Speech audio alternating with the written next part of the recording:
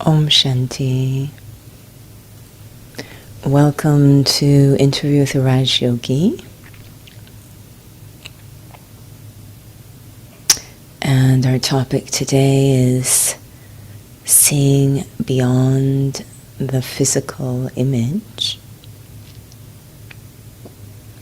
As usual, we'll start with a reflection.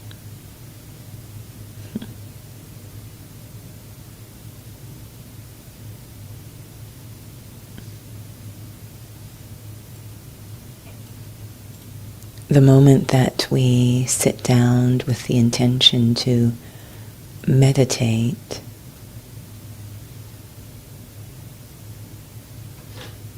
there is a tendency, a strong pull, to close the physical eyes.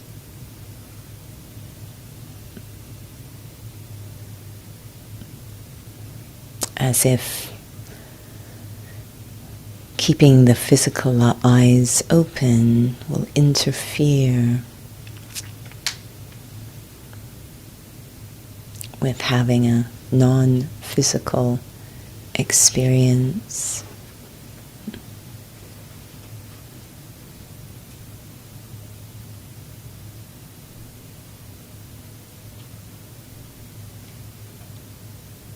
We do have what's called a third eye.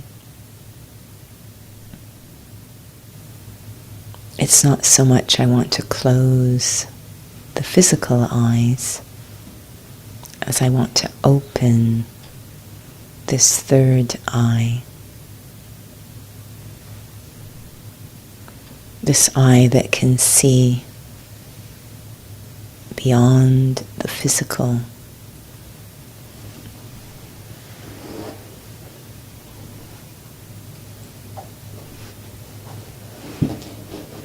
That can see not just the body or even the actions,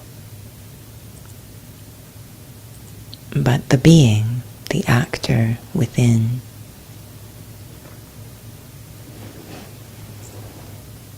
Can experience the presence, the qualities, the vibration, everything non-physical that makes up who we are.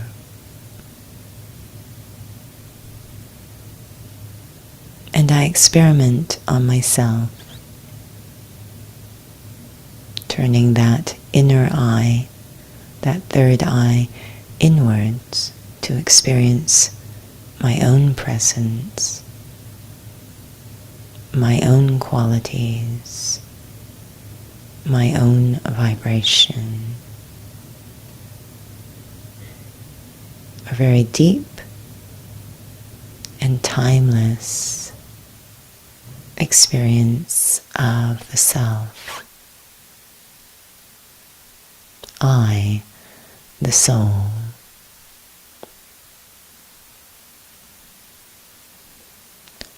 Om Shanti.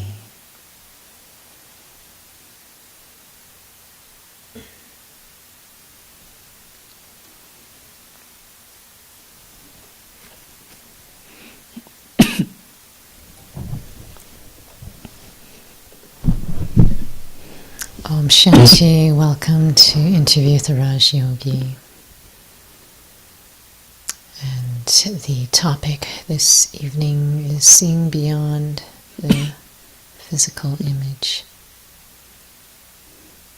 And so just checking in if souls have any issues with audio, either on Instagram or on YouTube, feel free to type in the chat box.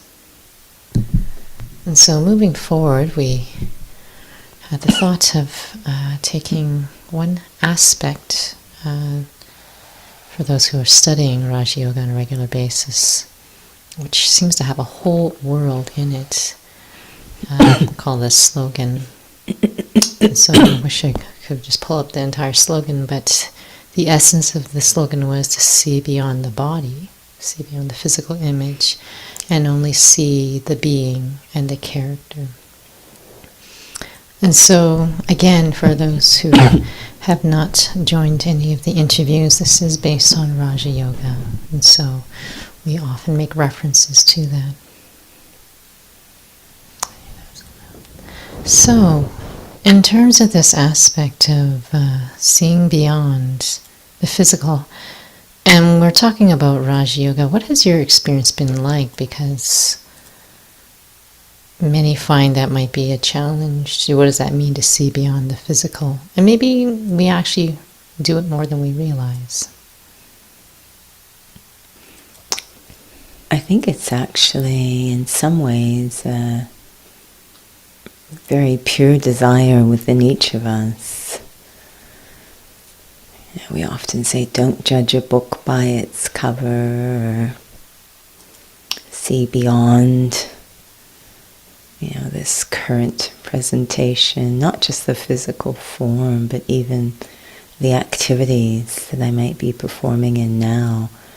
You know, that I am more than how I might be reacting at this moment, that we have that very pure desire.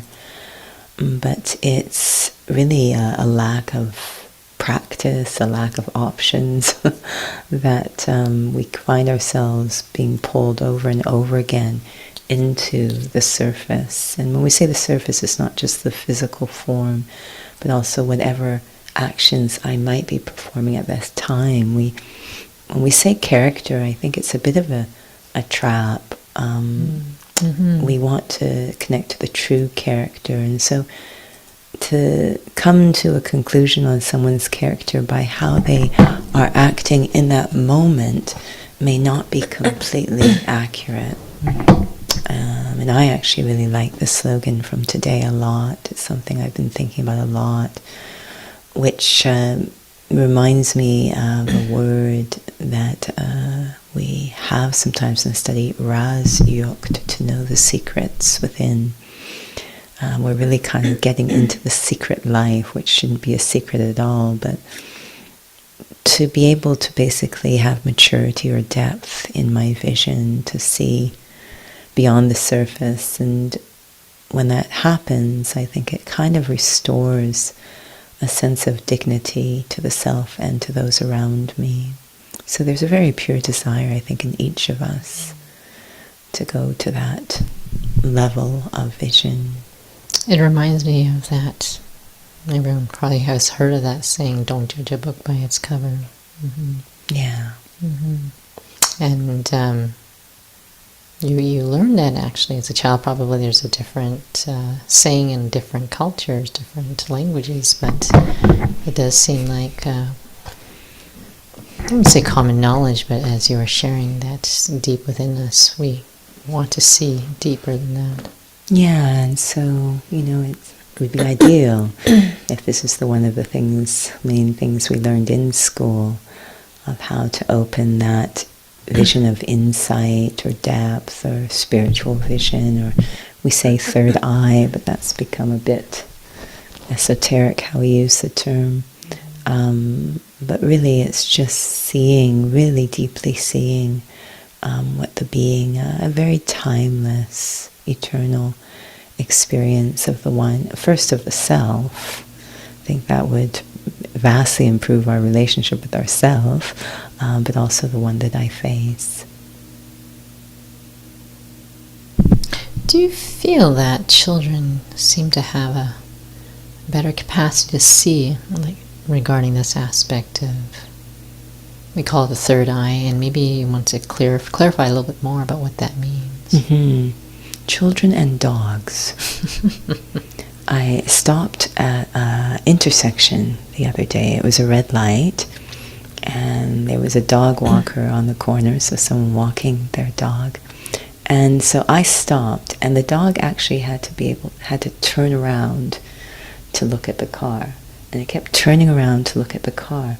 And I found it a really interesting moment, because it looked like they were looking right at me. Now, I don't know if they were just looking at the car, but it felt like they were seeing me inside the car, which was and they kept turning to look at, again, it might have been the car, but really this is the thing, you know, when we're driving our cars, And we don't like to look or seem to be looking at the driver inside. We should not make eye contact with the driver inside the car. There seems to be some sort of unwritten rule that we've all agreed on.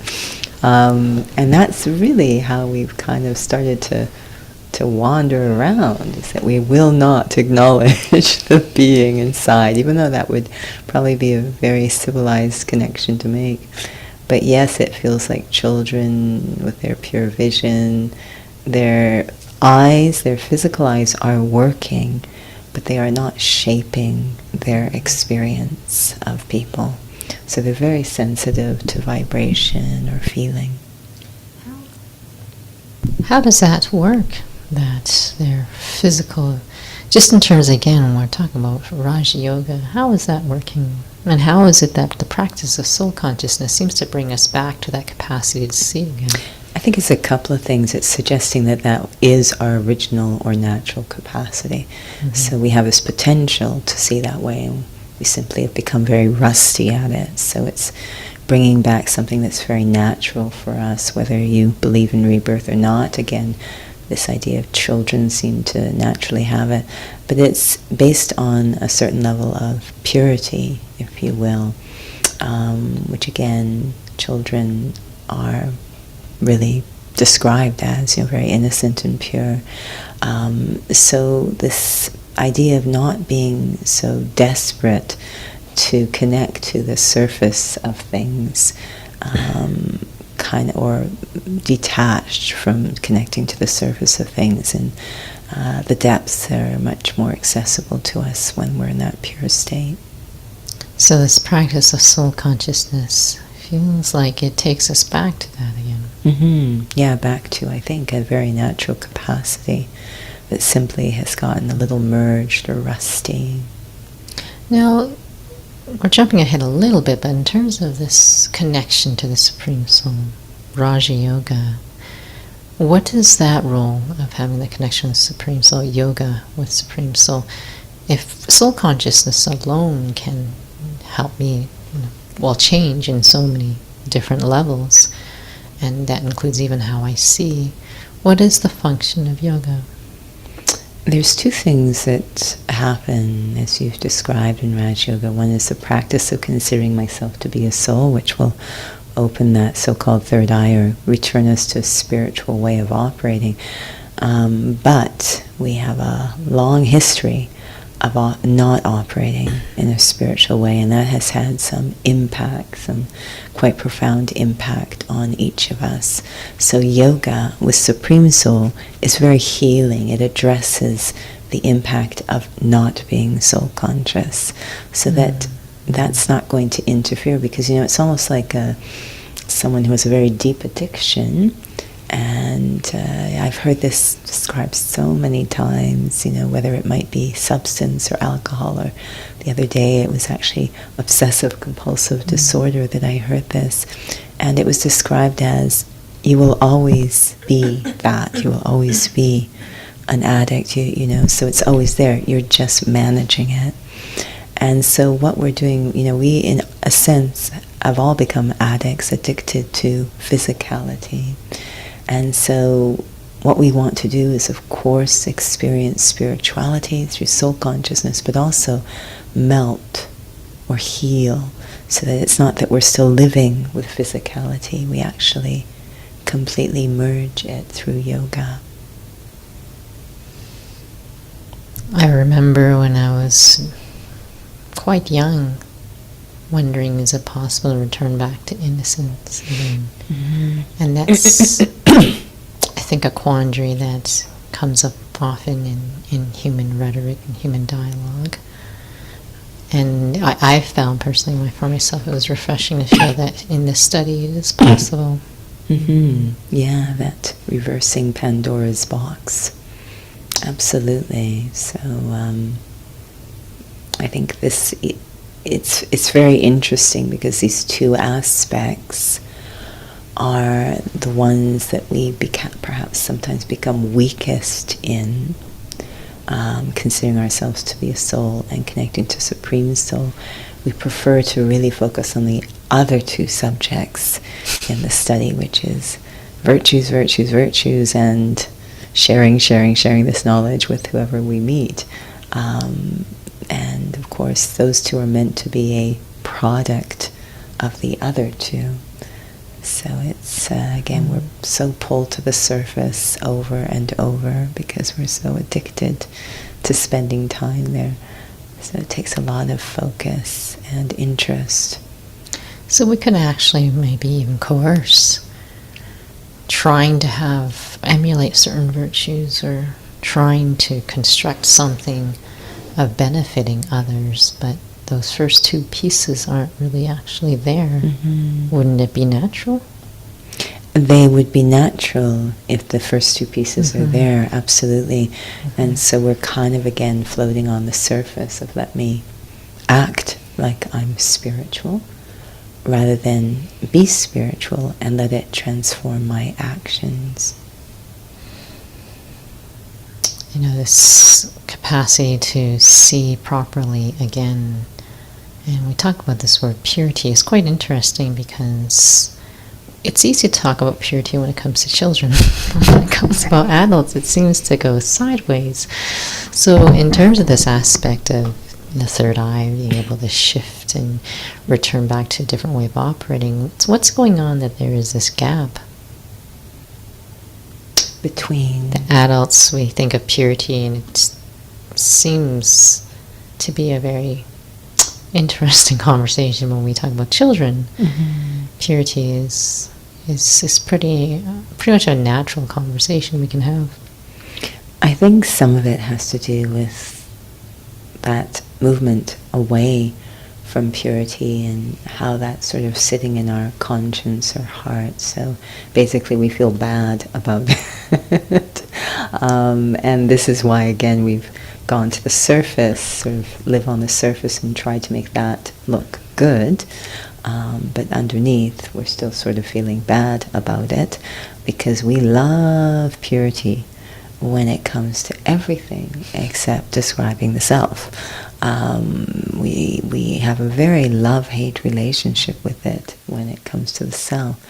And so I always feel it's so powerful and beautiful and forgiving, really, to have an aspect of understanding when we see, talk about seeing beyond the physical image or moving towards purity, to really have a body of knowledge or an understanding that makes that path seem quite pleasant, actually, rather than judgmental or difficult or painful or punitive, but quite enjoyable. Can you give an example in terms of when you're talking about the body of knowledge?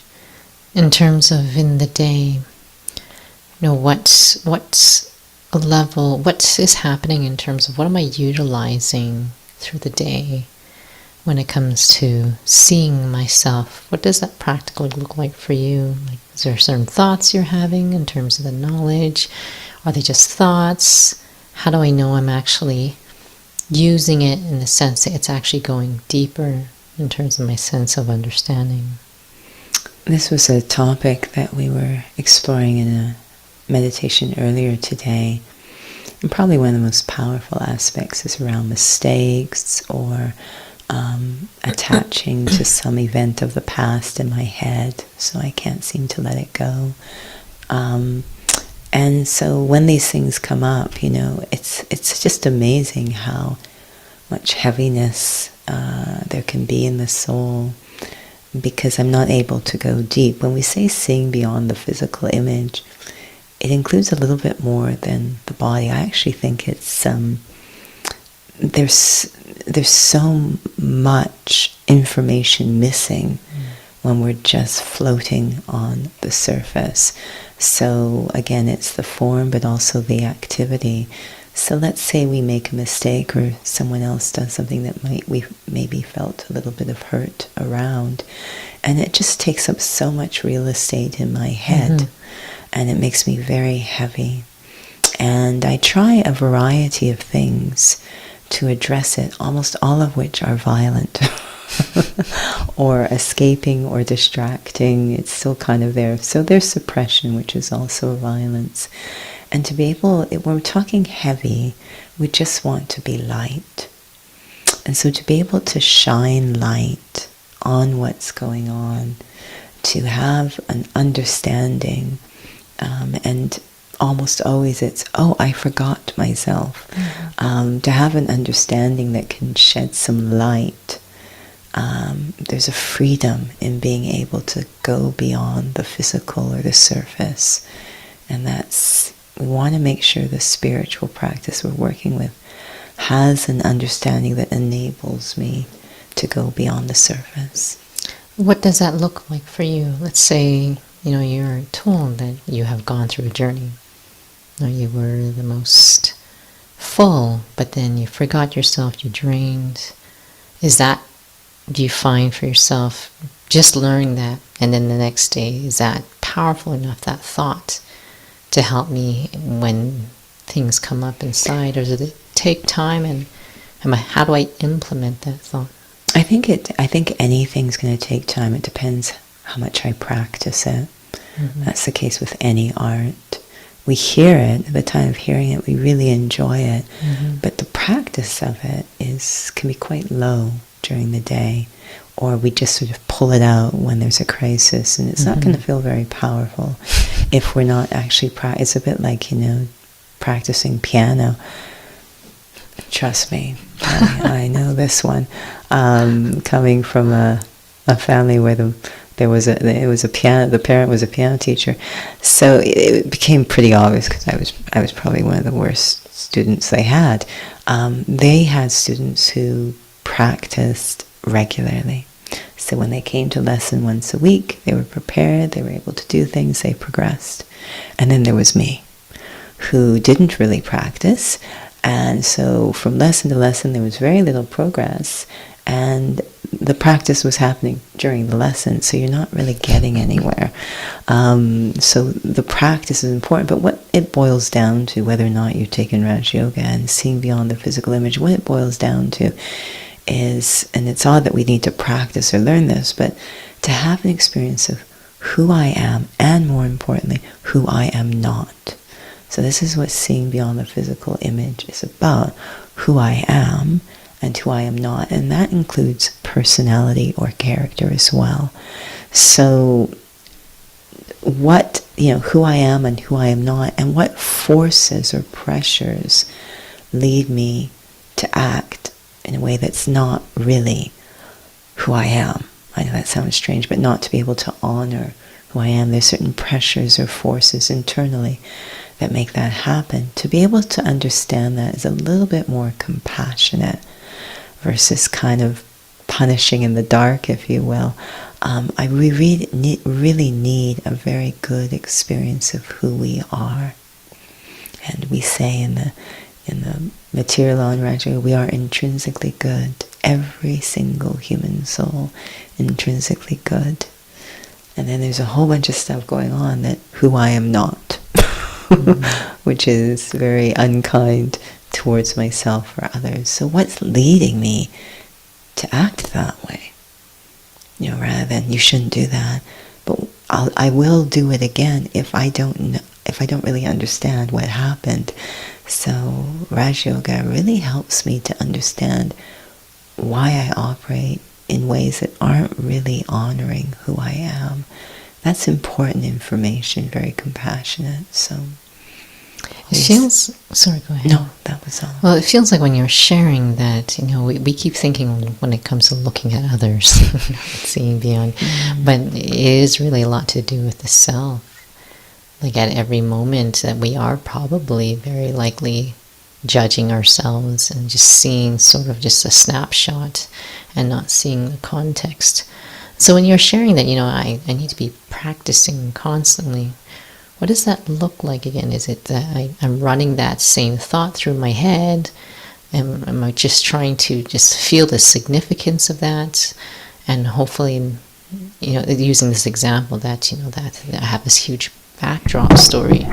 For those who've taken the Raja Yoga course, you do learn about your journey as a soul.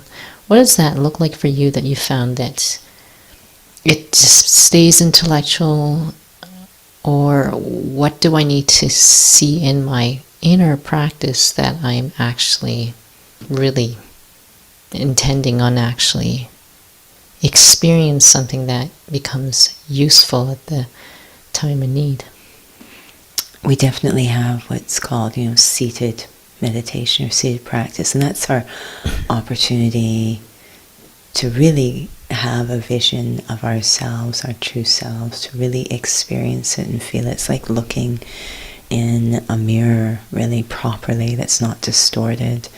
And this is, of course, where our connection to the Supreme Soul can be very powerful as well, to really help to shape or guide that vision on ourselves. So that's it, to have a very strong imprint or experience in seated meditation. So it actually has power when we're seated. So that during the day, we definitely want to revise it during the day. Like revisit that feeling? Revisit that experience, that feeling.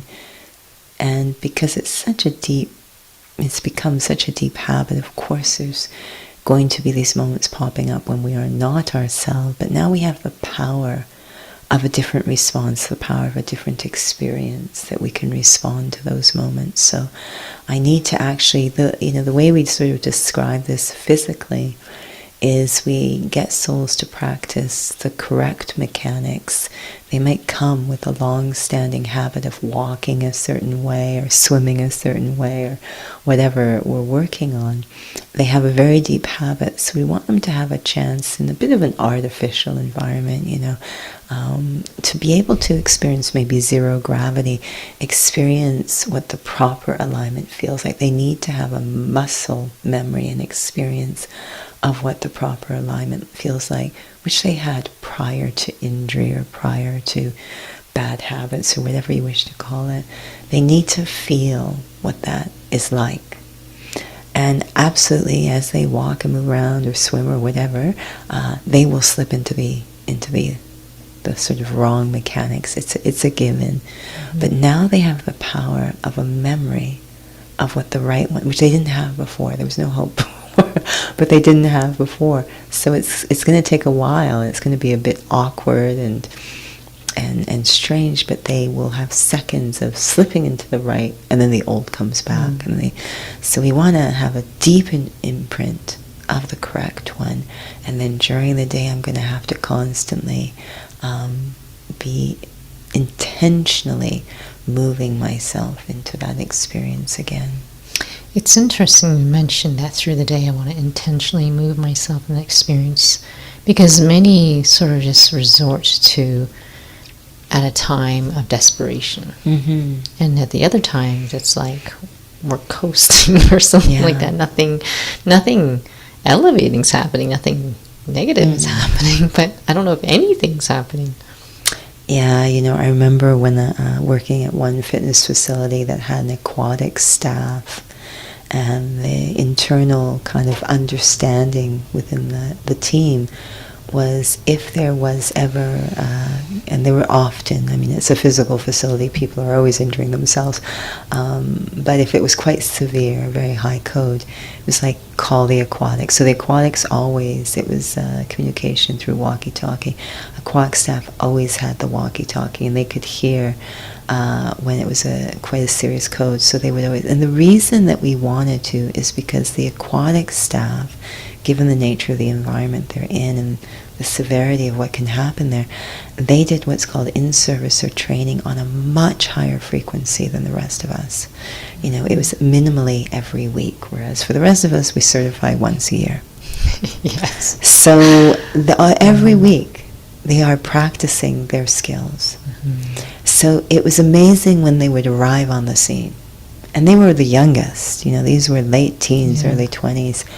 The level of confidence, maturity they had on very serious issues, like life-threatening issues, because they had practiced so much. And so it's practice awareness, remembering, these are the terms that we use, I can't just sort of wait. It won't, trust me, when it comes to emergencies, it doesn't work. Okay, when I will get it together when the emergency happens, doesn't work. Really, it's, you want the aquatic stuff because, I need to be sharp. I need to be practicing all the time.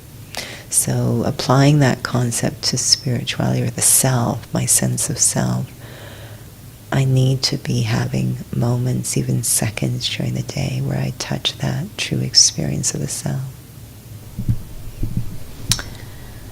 There's something you were sharing earlier in terms of, one of your parents is a piano teacher, and you just had no pull to practice, and the only time you practiced was during the lesson. And I was thinking about that word lesson, because we hear that word, that phrase, life's lessons. Do we want to only be practicing at that time? Which life's lessons usually is used as a phrase, usually when it comes to a time of crisis. Right? And just when you were sharing that, is that the only time I want to practice? And because it's interesting saying, if I have seconds where that is not that I have to wait for a desperate time, what is getting in the way of practicing, and what inspires one to practice? Because it's, there certainly needs to be a pull, and there certainly is some sort of resistance. And if we start with the piano example, there certainly was an appreciation and love of piano. I just was like, wow, that's so amazing to be able to do that. So there's love, and I think that's the case when it comes to this idea of moving into spirituality, going beyond. I think everyone loves that. Again, we ourselves want to, not just be seen on the surface. We want to be really, see me for who I really am. So we have a love to operate. There's a love, but that love has to be quite deep, because there is resistance, mostly from ego and attachment. There is going to be resistance. We've had this is the case with any addiction. I can be aware this addiction is killing me. I really don't want to be addicted. But the nature of addiction is it creates blockage or resistance to moving beyond it. So there has to be a deep love, a really good support system, a really good program in place to really support the self, to move beyond that resistance. Between the two, the deep love and a really good program, I think then, we have a very good chance. When you mention program, it makes me think of, I don't know, some sort of structure, some sort of discipline. And so it's not bad to have structured discipline when there's love. But if there's structure and discipline without that interest... If it's only connected to punishment, then it's a problem. But it's, discipline and love become interchangeable terms when it's something that I really deeply value. Now, it's interesting because you definitely did have an appreciation for piano, a love for that. And we're using this example, we're not detracting from the topic here, but you still only practice during the lesson. And I'm not grilling about that, but I can feel that souls are saying, this is very good, but that doesn't seem to me enough. Is it that the fire of that love is not strong enough? What's going on? I think it probably, my appreciation was more to enjoy others playing the piano to myself. But when it came to something like dance, that was a deep love. So I did actually enjoy practicing on my own, and still do. I don't wait for... There are no moments because I no longer am taking any dance lessons. So really, yes, it has to be something that I deeply, deeply love. I know. This aspect then, again, why are we talking about this? Is this aspect of being able to see beyond the physical, for it to feel like it's something on a day-to-day level of practical life. Have you noticed for yourself, you've been in the study for quite some time, that that there was a shift in terms of when things were intellectual to when things really felt like they really resonated at that level. Yeah, I am actually able to see beyond the physical. I think there was always the awareness, as it would be for everyone, that we want this to be real, that it can't be on an intellectual level. But I think it's so rusty that initially it's quite awkward. A bit like maybe someone who's had a stroke and they're learning to walk properly again. At first it's really kind of awkward and has to be broken down, something that comes so naturally to most of us. We don't even think about it, the level of attention. And so initially it's very choppy and awkward. But again, so much patience, so much persistence, so much deep faith in the self. And slowly it starts to become natural as we keep practicing. So that final thought, then there needs to be persistence. Otherwise, you just think, oh, this is all intellectual, awkward, and I just want to give up. Yeah, and those resistance forces of ego will completely exploit those early days and say, you don't know what you're doing, and this isn't working, and give it up. It's like, no, and again, that light of understanding, I need to understand. No, it's okay. This is what it will look like at this point. It's okay. If people who had suffered an injury gave up that easily, if they weren't aware, okay, initially it's going to be a little bit slow or it's going to be awkward, that's okay. But to work through those phases. Well, thank you, Judy. These practical aspects, and not just practical, but like being able to feel indicators and just know that I'm not going onto an intellectual track, is I think that many souls are actually really concerned about as well. So I believe we are running out of time, so we'll have a little reflection. I just want to remind souls, if you have questions, you're welcome to put those in the chat box or even email the center. If you have topics, you're also welcome to email the center as well. As I sit here now, it's as if I have two different experiences of the self. One is on the surface, the one I've become most familiar with. This feeling or belief that I am the body, the image, the physical appearance. And that includes all of the aspects connected to the body, the relationships, the roles, the skills. There's that sense of the self that I have developed and put a lot of energy into. But if I become very quiet, I am aware there's another way of experiencing myself. From deep inside, this feeling that I am inside the body, behind the forehead, reflecting, thinking, and becoming very quiet, as if posing the question to the self, who am I really? All those things on the surface, they're quite temporary. In a deeper way, who am I really? I let that question drop into the silence within. It becomes like a key to unlock, to open up a journey towards a deeper sense of the self, eternal,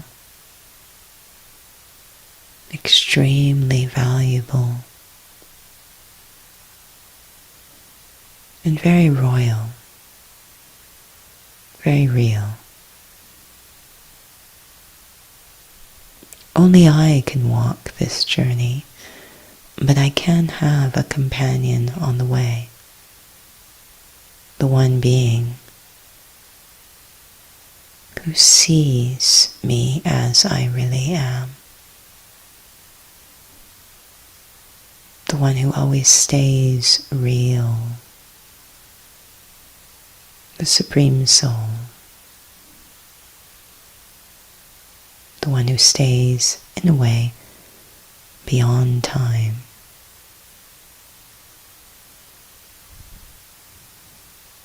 The journey is very new. There's much to learn and discover, but my heart is into it.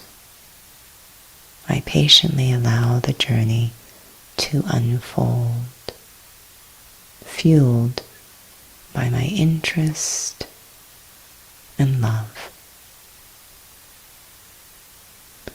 Om Shanti.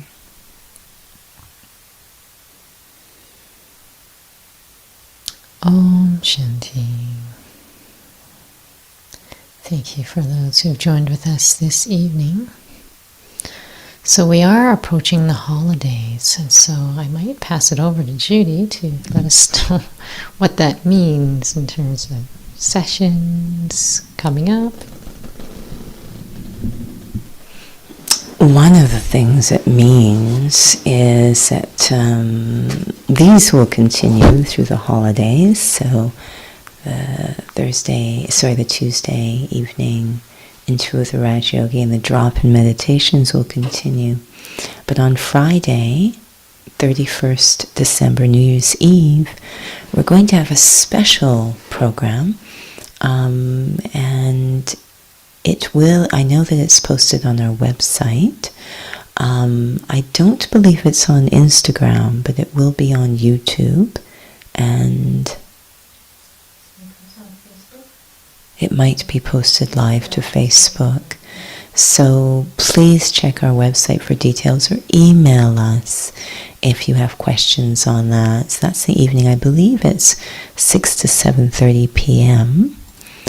So 6 to 7 is the program, 7 to 7:30 is a meditation to welcome the new year. And I think for all of us, these have been such unusual times. It's really lovely to have an opportunity to kind of regroup the self and establish a vision of how I'm going to move forward. I think the times will continue to be very unique and constantly changing. So it's nice to take a moment to create an internal anchor, a place of stability, a vision of what will support me in moving through these times. So you're welcome to join us. Again, email us if you aren't quite sure where or when, because I probably sound very vague. Our website actually is going to be updated to reflect what will be happening into the new year as well. Thank you for joining, and we look forward to the next time. Om Shanti.